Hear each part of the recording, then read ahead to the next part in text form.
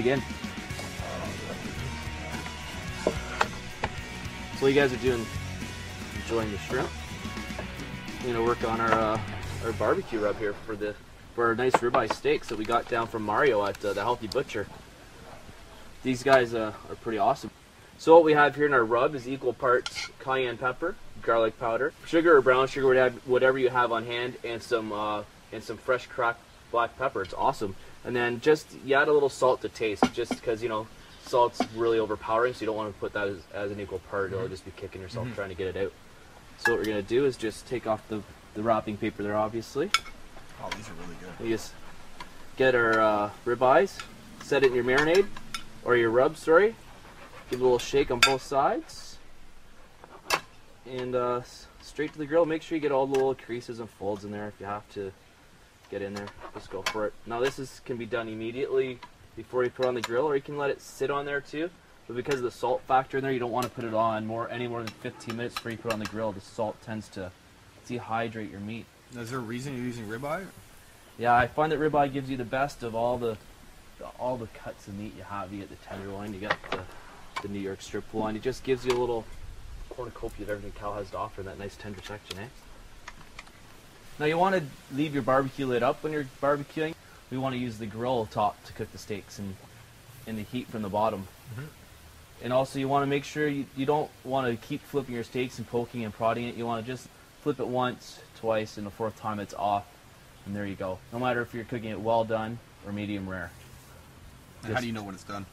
You can use the thermometer, but I just go for the poke test, and you can use your hand as a little checker. There's a nice, you gauge right in here. If your hand's open, that's rare. So if you touch your meat here, it'll feel as though it's rare, and you keep just going down. One finger is medium rare, another medium well, and well done. Another good way to know when to flip your steak is if you go to flip it and it's still sticking to the grill, don't play with it. Just let it go. It'll cook itself off because it's just going to release its proteins. So there we go. What temperature are you cooking the steaks at? Since everybody here enjoys their steak at a nice medium rare, you cook it at a pretty high heat because that way you get the nice crust on the outside, and we just want to warm the inside and keep it nice and rare and have that red color through it, right? Looks like we're almost ready to go, so I'm just going to flip these steaks one last time. This is the fourth time straight, so just so everyone's all set. So in case you're counting. They look incredible. So would this be an ideal time to pour out beer? What do you think? It'll be a perfect time to start pouring that beer. Okay. Perfect. I brought in actually some London Pride to go with this steak, and this is a porter. Any porter would probably do the trick. I just happened to pick this one up. Don't be turned off by the can. Cans have come a long way now. They do coat the inside so you don't get any tinniness in your beer. And the reason I picked this one is we just went from the wheat beer, which was sort of more zesty and citrusy, and this has a much warmer character to it, so it's going to meld better with the flavors of the roasted vegetables and the meat. And also this has roasted malt in it, which means that it'll tie in nicely with the barbecue roast flavors. And I find for myself, the Fuller's London Pride in particular has a molasses quality to it, and because we put some brown sugar on the ribeye, I thought it would work really nicely. So if you guys want to pass me your glasses, I'll just pour these out.